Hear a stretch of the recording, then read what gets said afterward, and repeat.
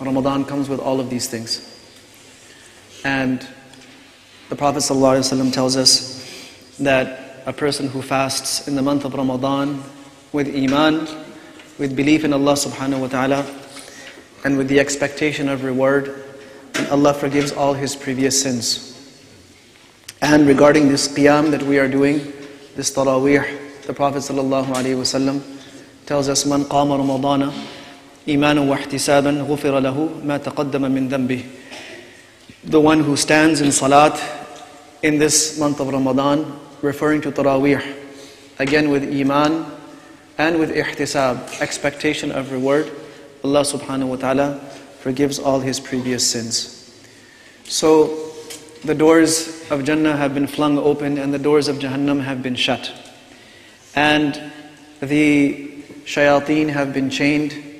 And now it's up to us what we make of this blessed season.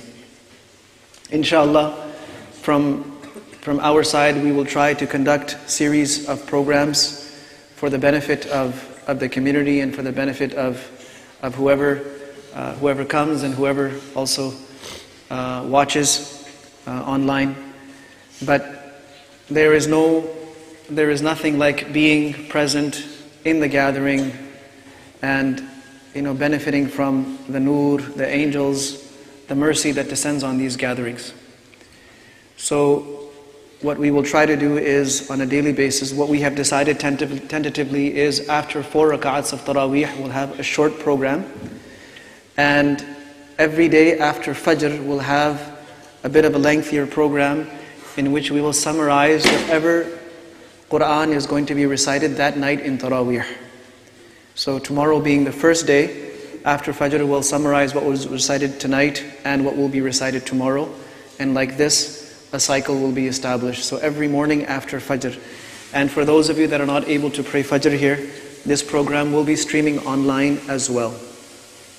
Also, there is a course that will start from this Sunday at Dhuhr called Know the Quran. And this is a course that you have to register for. It will be offered here at Al-Sirat. And it is all about the Quran, the background information that every Muslim should have. How it was revealed, what are the different kinds of verses, how was it compiled, how can we be certain that is in fact the word of Allah as Allah subhanahu wa ta'ala revealed it, what is tafsir, what goes into tafsir, and how do you know that the Quran is a miracle. So it's basically a 4-week course. And it's the month of the Quran, so we should try to increase. This course is designed to increase our connection, familiarity, and love and attachment with the book of Allah subhanahu wa ta'ala. Now, just some basic elements that we want to get out of the way before we get into the month. We like to keep announcements and reminders to a bare minimum. In other words, we don't like to stand up and have daily announcements and daily reminders. So it's better that we clarify this right in the beginning.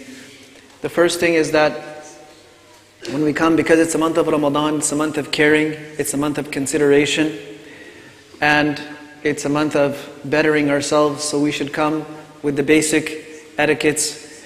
When we park our cars, make sure that our cars are parked appropriately. We're not blocking someone. You don't know when somebody might have to leave. You might think that this person is going to be here for 8 rakats, this person is going to be here for 20 rakats, and you're in a rush, you need to catch the salat.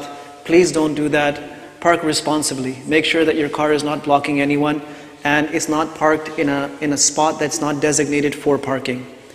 The second thing is that we welcome all the brothers, we welcome all the sisters, and we welcome your children as well to come and join us for Taraweeh. But that's if they're joining us for Taraweeh.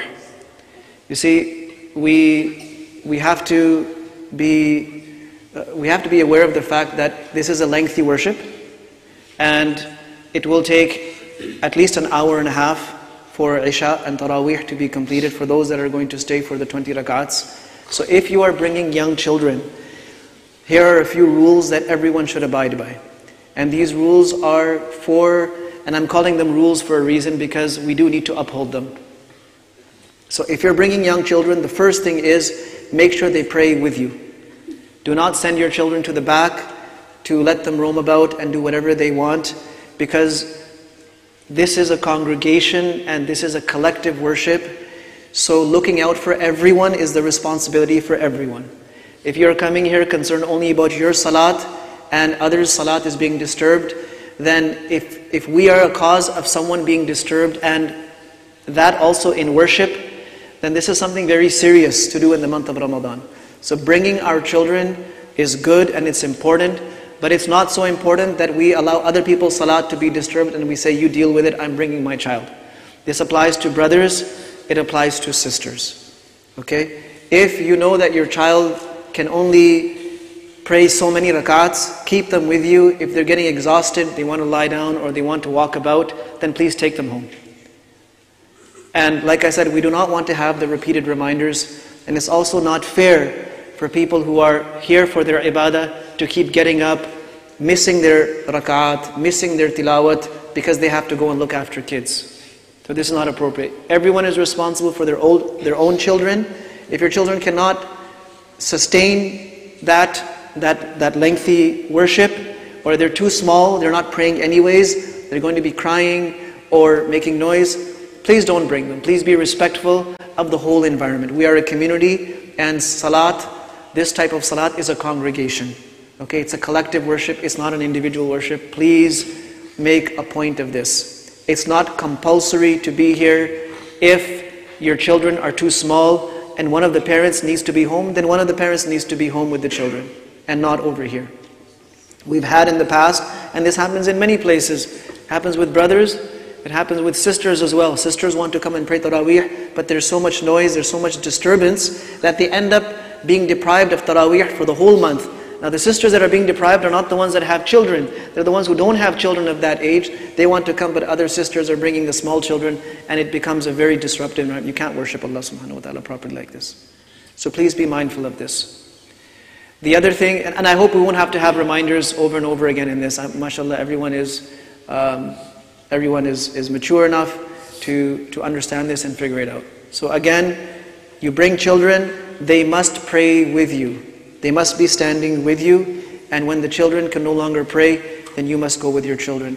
One very important point that was brought to our attention is that we cannot have children, and this happens with children that are unsupervised, or their parents are praying in the front sufuf. Sometimes children have a tendency to go outside. It gets too hot, too stuffy, whatever the case is. We cannot allow children to be roaming about. It's dark outside, and anything can happen. And we do not want to take responsibility of that. This is also a construction site, as you can see. There are a lot of areas that are raw and unprotected. So please, again, keep your children with you. We will not allow children to be roaming about or going and playing in the field, going to the basketball courts, walking around the parking lots. We cannot allow this. The other thing is, what we were reminded was regarding water bottles, that you're welcome to bring a water bottle, but please do not bring these the typical bottles that spring water is bottled in. They make a lot of noise, they disturb people. Sometimes the salat starts and people are still drinking, and they make that crunching sound, and it disturbs people. We have to be cultured people, people of etiquette, people of respect. We have to become that people. So bring water bottles, but don't bring the noisy ones. And another problem with these water bottles is often people leave them half empty, and they leave it to someone else to sort them out, and it's not appropriate. So keep these things in mind, inshallah. As more things are developed, we'll share the updates with you. We invite you to try to stay till the end of Taraweeh, to pray all 20 rak'at and enjoy the benefit of the complete worship. Brothers will be also breaking fast and doing iftar here every day, so you're more than welcome to come and participate in the iftar. And may Allah subhanahu wa ta'ala make this a very pleasant and beneficial month, and allow us to really get close to Him and make that race in our good deeds and in our tawbah, and enable us to pray to Him, to appeal to Him, so that Allah subhanahu wa ta'ala enshrouds the whole ummah in His mercy.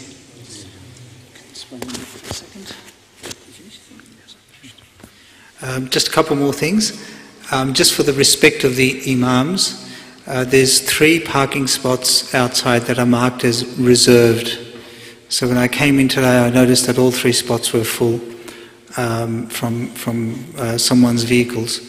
So please, the 3 spots, the Hufaz, Shuyukh, mashallah, they are preparing their recitation. It's an intense activity for them. It takes time, and we give them the respect to leave those car spots free. And also, can I get a show of hands of people who are parents at the school? Jazakallah khair. Mashallah, I can see there are many parents here. One of our school qualities is perseverance. And our school theme is, it starts with me. And the whole school has been founded on a vision that I myself push myself, I myself make an effort to bring qualities into my life, and through that my children will be affected. So alhamdulillah, this is the month of Ramadan, this is the month of perseverance. I really invite all of you to stay till the end. The Prophet ﷺ used to listen to the whole Quran from Jibreel alayhi salam in the month of Ramadan. And whatever intention we make, Allah subhanahu wa ta'ala gives us strength according to that intention. We don't know when in our life we'll get the opportunity to listen to the whole Quran. And especially, I just wanted to mention the program in Fajr, the explanation of the Quran. I actually met Mufti Aasim when I went to Canada in 2010. That was the first time I met him. Is that, I was staying at that masjid in a Jamaat, and we had the Taraweeh at night. And I remember this beautiful program that used to take place in Fajr. And I was only in that masjid for 2 or 3 nights, but I wished I was there every day to listen to this beautiful explanation of Quran. So this is a wonderful opportunity, and I invite you all to take part, and in particular, I invite you to bring your children, especially those children who are enrolled at the college and in the community, to come and take part in this program. It is a beautiful opportunity to listen to the explanation of Quran in a concise manner. Normally this program goes for 1 hour, but because our Fajr is quite late, it's been cut down to half an hour. Jazakallah khair. And also I'd just like to welcome Sheikh Haris. He's here from the UK, and he's also going to be leading the Taraweeh along with Mufti Aasim. So we've got 2 beautiful reciters here. And I really encourage you to push yourself. In fact, Mufti Aasim was mentioning that the word Ramadan comes from Ramada. The word Ramada means the intense burning sand, the hot sand, because it is a month of intensity. It's a month of perseverance. It's a month of pushing ourselves. So inshallah, like I said, whatever intention we make, Allah subhanahu wa ta'ala gives us strength. So he will recite after the 10 rakat. Jazakallah khair.